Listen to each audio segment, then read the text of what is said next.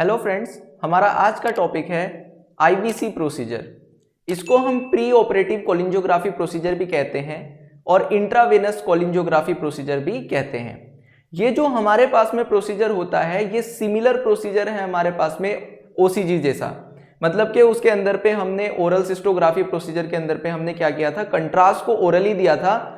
इस प्रोसीजर के अंदर पे हम जो कंट्रास्ट है उसे इंट्रावेनसली देंगे। कैसे देंगे? इंट्रावेनसली देंगे।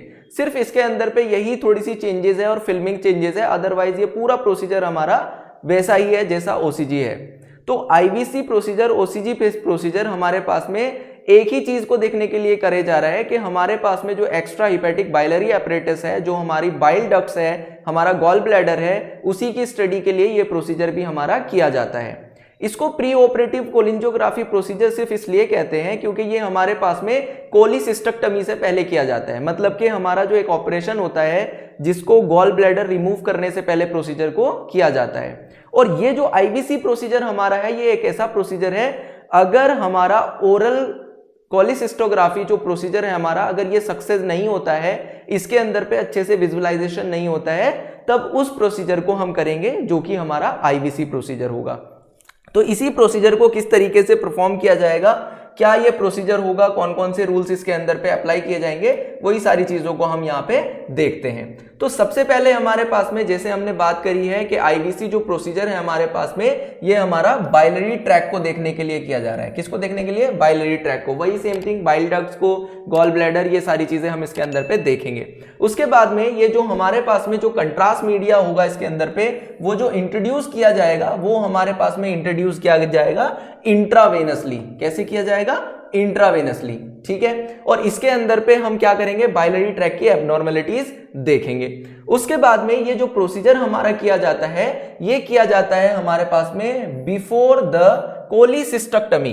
कोलिसिस्टेक्टमी हमारे पास में क्या है? ये हमारे पास में एक सर्जिकल प्रोसीजर होता है, सर्जरी है हमारे पास में, जिसके अंदर पे रिमूव करी जाती है गॉल ब्लैडर को। गॉल ब्लैडर जो हमारे पास में होता है, और गॉल ब्लैडर का काम क्या होता है? वो बाइल को स्टोर करने का काम करता है और मोर कंसंट्रेटेड करता है, उसको रिमूव करने का काम होता है। और क्यों करेंगे उसको रिमूव? उसके अंदर पे बहुत सारी, कोई इन्फ्लामेशन हो सकता है, उसके अंदर स्टोन हो सकता है, कोई भी एबनॉर्मलिटी, पैथोलॉजिकल कंडीशन उससे हो सकती है, जिसकी वजह से हम उसको रिमूव कर देते हैं। उसको रिमूव करने से पहले उसके अंदर पे इन्वेस्टिगेशन जो होती है, वो ये इन्वेस्टिगेशन हम यहाँ पे परफॉर्म कर सकते हैं।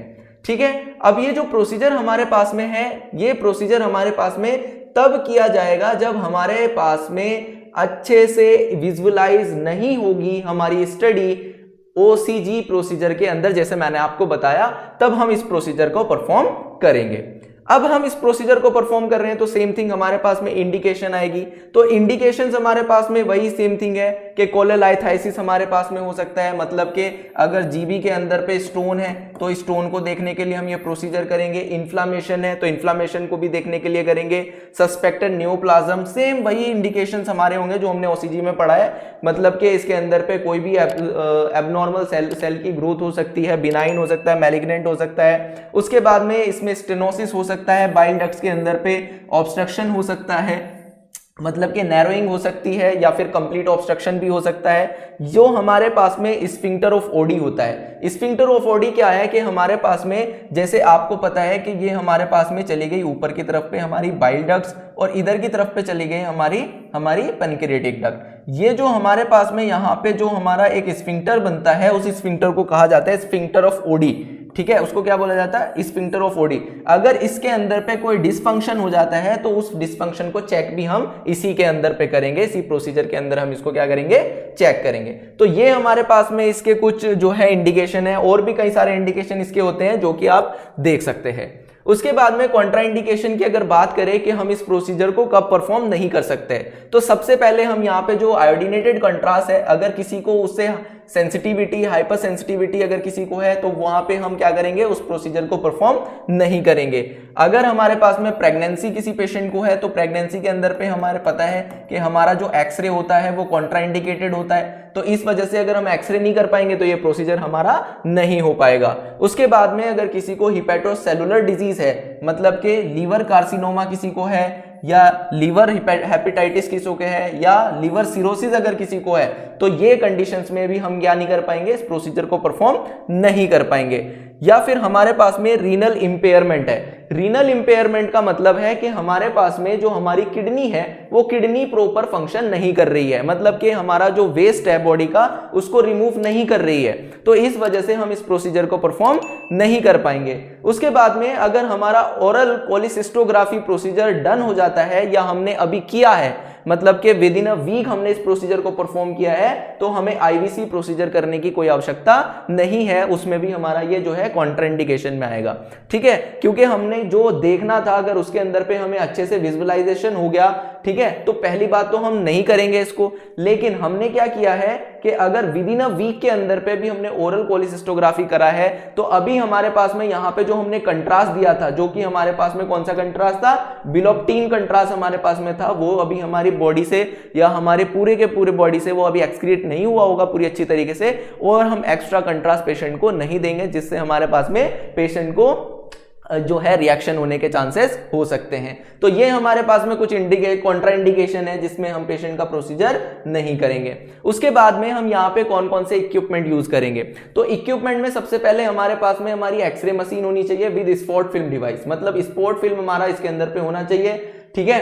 तो फ्लोरोस्कोपी को जो हम यूज करते हैं उसके अंदर पे स्पॉट फिल्मिंग का यूज करना इसलिए जरूरी है क्योंकि अगर हमें कहीं पे रिक्वायरमेंट है हम उसकी स्पॉट फिल्मिंग एकदम से कर सके, जैसे हम वीडियो रिकॉर्डिंग कर रहे हैं, ठीक है, तो हम वहां पे एकदम से अगर कोई फिल्मिंग हमें करनी है तो हम स्पॉट फिल्मिंग वहां पे कर सके, ठीक है, तो इसी वजह से स्पॉट फिल्मिंग की जरूरत होती है। लेकिन ये जो प्रोसीजर हमारे पास में, इस प्रोसीजर में हमें इतना रिक्वायरमेंट नहीं है स्पॉट फिल्मिंग की, लेकिन फिर भी हमारे पास में हमारी जो मशीन है फ्लोरोस्कोपी मशीन, वो स्पॉट फिल्म डिवाइस के साथ में होनी चाहिए। उसके बाद में यहाँ पे जो हम कंट्रास्ट मीडिया यूज कर रहे हैं वो आयोडीनेटेड कंट्रास्ट मीडिया हमारे पास में होना चाहिए, और जो ये कंट्रास्ट मीडिया हम यहाँ पे यूज करेंगे ये हमारे पास में बिलीग्राम होगा। कौन सा कंट्रास्ट होगा, बिलीग्राम, या फिर हम इसको आईवी कोलिसिस्टोपैक भी कहते हैं। क्या कहते हैं, आईवी कोलिसिस्टोपैक। ये हमारे पास में कोलोग्राफीन के नाम से भी आता है। किसके नाम से आता है, कोलोग्राफीन। ये हमारे पास में ये कंट्रास्ट मीडिया है, कोलोग्राफीन के नाम से हमारे पास में आता है। ये हमारा आयोडीनेटेड कंट्रास्ट मीडिया है, वाटर सोल्यूबल कंट्रास्ट मीडिया है। कैसा है, water soluble contrast media. Water soluble contrast media क्या है, इस पे हमने पूरी जो है वीडियो बना रखी है, तो वहां पे जाके आप उसको आराम से देख सकते हैं। अब ये जो कंट्रास्ट मीडिया हमारे पास में होगा, इसका भी एक्सक्रीशन हमारे पास में कहां से होगा, लीवर से होगा, ठीक है। मतलब कि अगर आप ओमनी पैक की बात करते हो तो ओमनी पैक का एक्सक्रीशन हमारे पास में कहां से हो रहा है, वो हमारा रीनल सिस्टम से हो रहा है। लेकिन ये जो कंट्रास्ट मीडिया हमने दिया है, ये कंट्रास्ट मीडिया हमारे पास में ऐसा कंट्रास्ट मीडिया है जिसका जो एक्सक्रीशन है वो कहां से होगा, लीवर से होगा। अब लीवर से एक्सक्रीशन हमें क्यों चाहिए, क्योंकि हमें स्टडी ही बाइल डक्ट्स की करनी है। किसकी करनी है, बाइल डक्ट्स की करनी है, ठीक है। उसके अलावा हमें यहाँ पे सिरिंज की रिक्वायरमेंट होगी, ठीक है, गॉज की रिक्वायरमेंट होगी और एंटीसेप्टिक सॉल्यूशन की रिक्वायरमेंट होगी, क्योंकि हम यहाँ पे जो है क्या करने वाले हैं, पेशेंट को जो है कैनुला वगैरह लगाएंगे, तो उसके लिए हमें एंटीसेप्टिक सॉल्यूशन की जरूरत होगी, गॉज की जरूरत होगी, सिरिंज की जरूरत होगी, ठीक है। तो ये इक्विपमेंट्स हमारे यहाँ पे रिक्वायरमेंट है जो कि हमें इस प्रोसीजर के अंदर पे इसकी जरूरत पड़ेगी। उसके बाद में यहाँ पे हमारा प्री प्रोसीजर इन्वेस्टिगेशन की हमें जरूरत पड़ेगी, जो कि रेडियोलॉजिस्ट इसको क्या करता है, रिव्यू करता है। मतलब कि हमें हिस्ट्री की जरूरत तो पड़ती है, हम कोई भी प्रोसीजर करें या कोई भी चीज करें तो हमें पहले पता हो कि इस पेशेंट को दिक्कत क्या आ रही है, कब से दिक्कत आ रही है। तो उसके लिए हमें एक एब्डोमेन का जो एक्सरे है, एब्डोमेन की एक्सरे की रिपोर्ट हमें चाहिए होगी।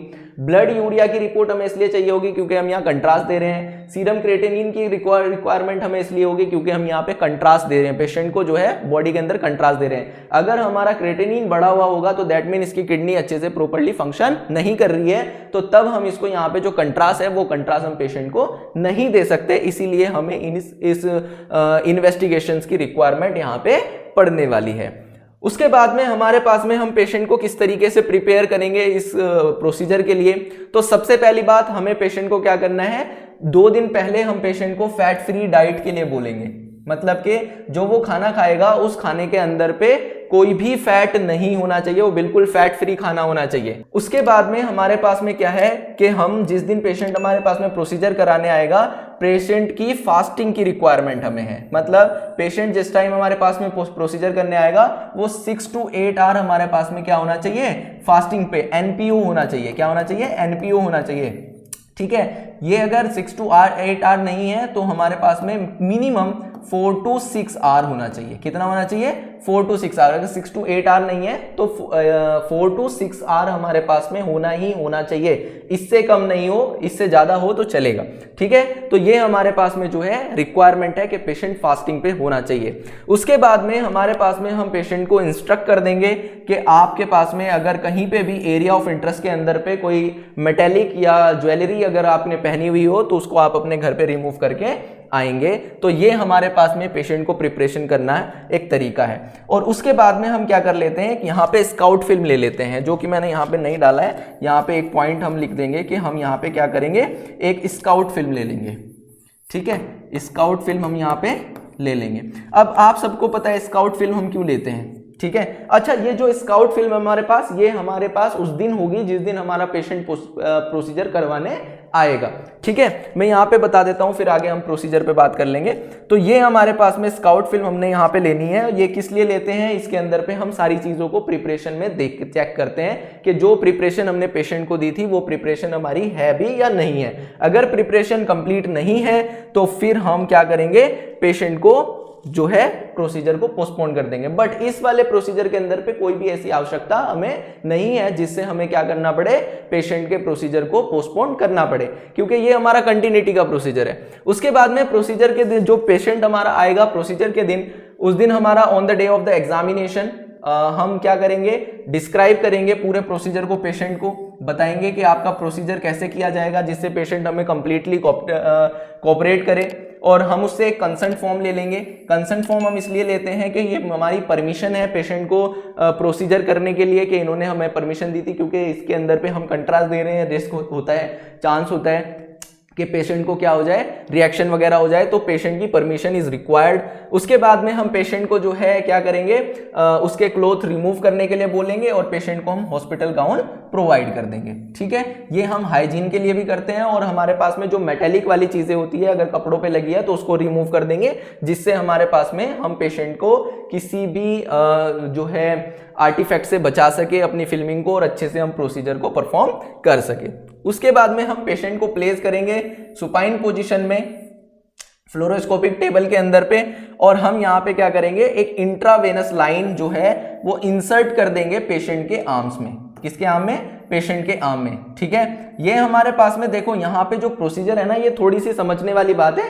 अदरवाइज ये पूरा प्रोसीजर हमारा ओसी के जैसा ही, ओसीजी के जैसा ही है, लेकिन ये हमारे पास में यहाँ पे थोड़ा सा समझने वाली बात है कि हमने इंट्रावेनसली लाइन यहाँ पे पेशेंट को डाल दी है, ठीक है। अगर पेशेंट हमारा कंफर्ट नहीं है तो हम यहाँ पे सेडेटिव मेडिकेशंस दे सकते हैं, बट इतनी ज्यादा कोई रिक्वायरमेंट की आवश्यकता नहीं है। लेकिन जो हमने यहाँ पे कैनुलेशन पेशेंट को करा है, उस कैनुलेशन से हम यहाँ पे पेशेंट को कंट्रास्ट मीडिया देंगे। क्या देंगे, कंट्रास्ट मीडिया देंगे। अब ये जो कंट्रास्ट मीडिया हमारे पेशेंट को दिया जाएगा, इसको हम ड्रिप इन्फ्यूजन से भी दे सकते हैं और हम इसको स्लोली हैंड इंजेक्शन भी कर सकते हैं। अब ये बात समझने वाली है। देखो हमारे पास में क्या होता है, जो कंट्रास्ट मीडिया होता है वो कंट्रास्ट मीडिया हमारे पास में 30 to 50 ml हम यूज कर सकते हैं। कितना यूज कर सकते हैं, 30 to 50 ml कंट्रास्ट मीडिया हम इसके अंदर यूज कर सकते हैं। अब ये जो कंट्रास्ट मीडिया है हमारे पास, इस कंट्रास्ट मीडिया को देने के लिए हमें कम से कम 5 मिनट to 10 मिनट लगना चाहिए, ठीक है। मतलब कि हमारा जो कंट्रास्ट मीडिया है, हमने ऐसा नहीं कि हमने कंट्रास्ट बढ़ा और एकदम से पेशेंट को दे दिया,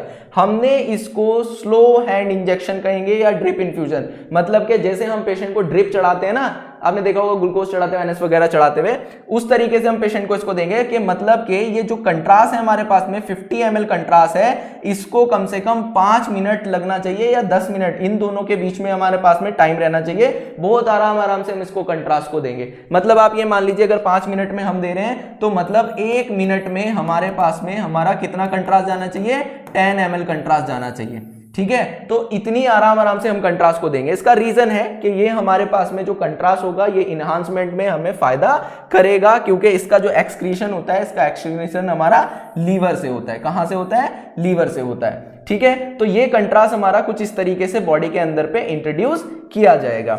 जब हम ये कंट्रास्ट पूरा का पूरा पेशेंट को दे देंगे, मतलब 50 ml कंट्रास्ट हमने मान लीजिए 5 से 10 मिनट के बीच में हमने पेशेंट को दे दिया, तो ये हमारे पास में पेशेंट को फिर हम क्या करेंगे, छोड़ देंगे। और कितनी देर के लिए छोड़ देंगे, हम पेशेंट को 4 आवर के लिए छोड़ देंगे, 4 घंटे के लिए हम पेशेंट को क्या करेंगे, छोड़ देंगे कि अब यहाँ पे पेशेंट रेस्ट करेगा। और पेशेंट जब रेस्ट करेगा तो 4 घंटे के बाद उसके बाद में हम उसकी एक्सरे फिल्मिंग करना, एक्सरे इमेजिंग करना स्टार्ट करेंगे, जिसके अंदर पे हम वेरियस टाइप ऑफ फिल्मिंग कर सकते हैं। जैसे हम क्या करेंगे, राइट पोस्टीरियर ऑब्लिक पोजीशन ले सकते हैं, राइट एंटीरियर ऑब्लिक पोजीशन ले सकते हैं, या फिर राइट लेटरल डिक्यूपेटस पोजीशन में भी हम इसके एक्सरेज कर सकते हैं। तो वेरियस टाइप ऑफ एक्सरेज, और इसके अंदर पे हमारे पास में जो प्रोन है, प्रोन को हम ज्यादा रिक्वायरमेंट करेंगे क्योंकि प्रोन पोजीशन के अंदर पे गॉल ब्लैडर हमें बहुत अच्छे से विजुअलाइज होता है, उसमें और दूसरी चीजें हमें सुपर इंपोज नहीं होती है। तो यहां पे हमने क्या करना है कि सबसे पहले हमने पेशेंट को इंट्रावेनसली कंट्रास्ट देना है। कंट्रास्ट हमारे पास में जो देने का टाइमिंग होगा वो 5 से 10 मिनट होगा, और जो कंट्रास्ट हमारे पास में क्वांटिटी होगी 30 से 50 ml, according to patient weight और पेशेंट की एज वगैरह पे डिपेंड करेगा। उसके बाद में हम यहाँ क्या करेंगे, पेशेंट को जब कंट्रास्ट हमने दे दिया तो उसके बाद हम 4 घंटे वेट करेंगे। 4 घंटे के बाद फिर हम इसकी फिल्मिंग करना स्टार्ट करेंगे, जिसके अंदर पे हमारे पास में क्या होगा, जो फिल्मिंग होगी, इवैल्यूएशन होगी, बहुत अच्छे से होगी। और ये जो फिल्मिंग हम लेंगे ये हमारे पास में एस्पायरेशन फेज में हो सकती है, एक्सपायरेशन फेज में हो सकती है। ये हम इन फेज में यहाँ पे क्या कर सकते हैं, इन फिल्म को ले सकते हैं। तो ये हमारे पास में एक प्रोसीजर है, जिस पूरे प्रोसीजर को हम इस तरीके से क्या करेंगे, परफॉर्म करेंगे। और एडिशनल फिल्में हम ले सकते हैं अकॉर्डिंग टू रेडियोलॉजिस्ट। अगर रेडियोलॉजिस्ट कहता है भाई मुझे यहाँ पे और चीजें चाहिए, तो उसकी जो भी पोजीशन वो बताएगा उस पोजीशन के अकॉर्डिंग हम वो फिल्में ले सकते हैं। उसके बाद आता है हमारा कॉम्प्लिकेशन। अब जो कंट्रास्ट मीडिया हमने पेशेंट को दिया है, क्योंकि वो हमारे पास में कैसा contrast media, iodinated contrast media, उससे रिएक्शन होने के चांसेस हो सकते हैं, तो वहां पे हमारे पास में कॉम्प्लिकेशन हो सकते हैं, जैसे कि डायरिया पेशेंट को हो सकता है, या फिर स्टमक में क्रैम्प आना स्टार्ट हो सकता है, कंप्लेन हो सकती है इस चीज की। माइल्ड स्किन रैशेज पेशेंट को हो सकते हैं, ईचिंग हो सकती है, नोजिया हो सकता है। तो ये कंडीशन पेशेंट के साथ में आ सकती है as a complication. After care में हम उसकी केयर कैसे करेंगे, हम पेशेंट को सजेस्ट करेंगे कि वो ज्यादा से ज्यादा जो है पानी को पिए, जिससे उसका जो कंट्रास्ट है वो बहुत जल्दी से एलिमिनेट हो जाए, बहुत जल्दी से बॉडी से बाहर रिमूव हो जाए। तो ये हमारे पास में इस तरीके से हमारा आईवीसी जो प्रोसीजर है, जिसको हम इंट्रावेनस कोलिंजियोग्राफी या प्री ऑपरेटिव कोलिंजियोग्राफी प्रोसीजर कहते हैं, उस प्रोसीजर को हम परफॉर्म करते हैं। उसके बाद में यहाँ पे हमारे पास में वेरियस प्रोसीजर्स किए जाएंगे। अगर ये प्रोसीजर हमारे पास में फिर सक्सेसफुल नहीं होता है तो उसकी जगह पे फिर हम ERCP प्रोसीजर कर सकते हैं।